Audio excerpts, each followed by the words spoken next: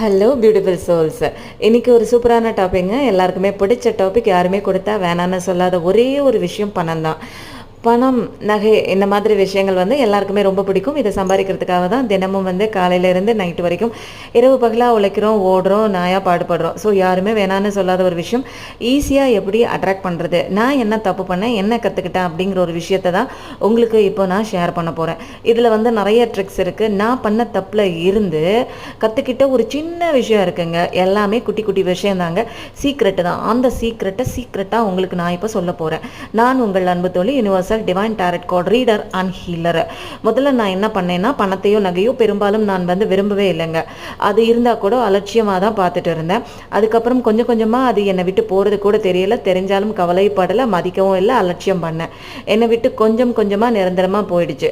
அதுக்கப்புறம் நான் எவ்வளோ முயற்சி பண்ணியும் எனக்கு அந்த பணம் வரவே இல்லை. அதுக்கப்புறம் நான் செஞ்ச ஒரே ஒரு விஷயம், பணத்தை நேசிக்க ஆரம்பித்தேன். உண்மையாக நேசிக்க ஆரம்பித்தேன். பணத்தை விரும்ப ஆரம்பித்தேன். பணத்தை தேட ஆரம்பித்தேன். பணத்தின் மேலே ஒரு ஆசையாக, நகையின் மேலே ஒரு ஆசையும் வைக்க ஆரம்பித்தேன்.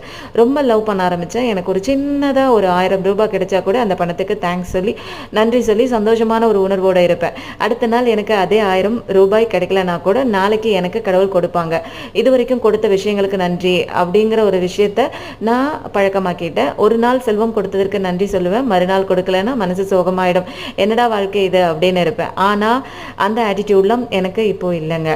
இன்னைக்கு கிடைச்சா ஓகே, நேற்று கிடைச்சதுக்கு தேங்க்ஸ், நாளைக்கு கிடைக்கல, ஒரு விஷயம் எனக்கு வரல அப்படின்னா அதுக்கும் நான் கவலைப்படுறதில்ல. இந்த ஒரு விஷயத்த நான் கற்றுக்கிட்டேன். இந்த ஒரு சீக்ரெட்டான ஒரு விஷயம் தான் மெயினாக நான் கற்றுக்கிட்டேன், ஃபாலோ பண்ண ஆரம்பித்தேன். இன்றைக்கி கிடைக்கலன்னா எனக்கு நாளைக்கு டபுள் மடங்காக நாளைக்கு கடவுள் கொடுத்துருவார், எனக்கு கிடைச்சிடும் அப்படின்னு கான்ஃபிடென்ட்டாக நம்புவேன். நான் பண்ண தப்பு, பணத்தை நேசிக்கலை, ப்ளஸ் பணத்தை மதிக்கலை. அதுக்கப்புறம் இன்றைக்கி கிடைச்சா தேங்க்ஸ் சொல்கிறது, நாளைக்கு கிடைக்கலன்னா கோவமாக சோகமாக இருக்கிறது. இந்த மாதிரி ஒரு மூட் அவுட்டான இருக்கிற சுச்சுவேஷன் நான் இருந்தேன்.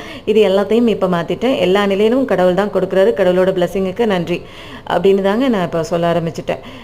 எல்லாத்துக்கும் ஒரே மாதிரி மனநிலை தான் நான் எப்போயுமே இருப்பேன். நான் நடிக்கலை, உண்மையான ஃபீலிங், எனர்ஜி, கிராட்டிடியூட், வைப்ரேஷனோட இருப்பேன் எப்போதுமே.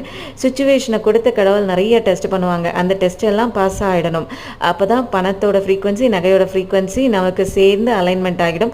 அப்படி ஆகிடுச்சுன்னா ஆட்டோமேட்டிக்காக உங்களை தேடி பணம் வர ஆரம்பிச்சிடும். 100% ட்ரூங்க. நான் ஃபாலோ பண்ணுறேன், நீங்களும் ட்ரை பண்ணுங்கள். கடவுள் உங்களோட ஆழமான நம்பிக்கை, பாசிட்டிவ்னஸ், கிராட்டிடியூட்னஸ் செக் பண்ணுவாங்க. பாஸ் ஆகிட்டிங்கன்னா நிச்சயம் உங்கள் காட்டில் பணம் அழதாங்க.